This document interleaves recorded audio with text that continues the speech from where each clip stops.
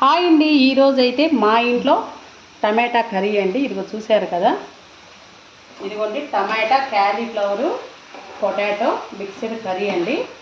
దీంట్లోకి అయితే నేను ఇదిగోండి గోబీ మంచూరియా అయితే తయారు చేస్తున్నాను. ఇదిగోండి అన్ని పిండి అయితే వేసాను. ఇదిగోండి మైదా, మొక్కజొన్న పిండి, ఇదిగోండి బియ్యం పిండి ప్లస్ శనగపిండి, కొద్దిగా అల్లం చిన్నులపై పేస్ట్. చూశారు కదా, ఇంకా అయిపోలేదండి, ఇంకా దీంట్లో చాలా కలపాల్సినవి ఉన్నాయి. ఇవన్నీ మ్యారినేట్ చేయాలి కదా. ఇదిగోండి కొద్దిగా మిక్స్డ్ దమ్ పొడి అండి, ఇది అంటే చెక్క లవంగం అన్నీ కలిపిన పొడి. ఇదిగోండి కొద్దిగా జీలకర్ర అయితే వేసాను.